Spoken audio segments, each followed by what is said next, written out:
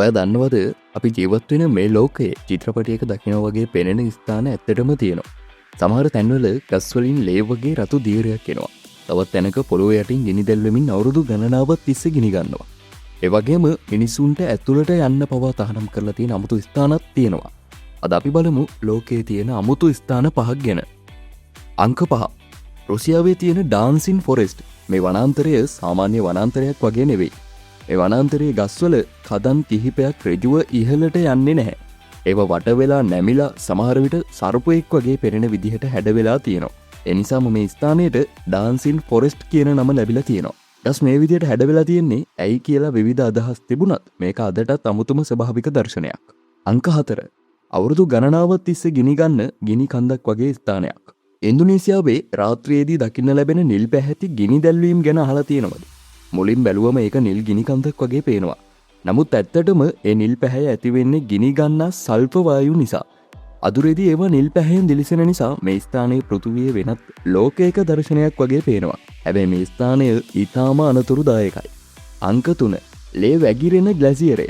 ඇන්ටාර්ක්ටිකාවේ තියෙන blood false කියන ස්ථානයේ හිම අතරින් රතු පැහැති දියරයක් පිටතට එනවා. ඒ නිසා තමයි මේකට බ්ලඩ් ෆෝල්ස් කියන නම ලැබිලා තියෙන්නේ. ඇත්තටම ඒ ලේ නෙවෙයි. විද්‍යාඥයින් හොයාගෙන තියෙන්නේ යටින් එන ජලයේ තියෙන යකඩ වැනි සංයෝග වාතය සමග ප්‍රතික්‍රියා කිරීම නිසා මේ රතු පැහැ ඇතිවන බව.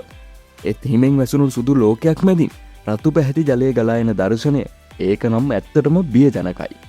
අංක 2. මෙක්සිකෝවේ කේව් ඔෆ් ද ක්‍රිස්ටල් කියන ගුහාව ගැන ඔබ අහලා තියෙනවද?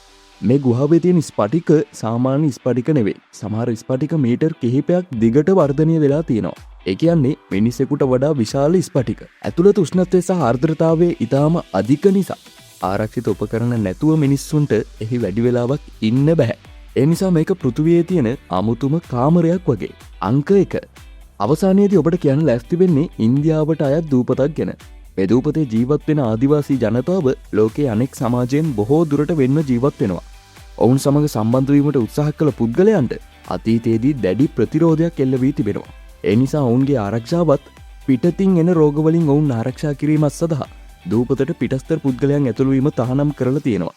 ඒ කියන්නේ අපි ජීවත් වෙන මේ ලෝකයේම අපිට ඇතුළු වෙන්න බැරි අපිට සම්පූර්ණයෙන්ම අභිරහස් වුණු ස්ථානයක් තවමත් තියෙනවා.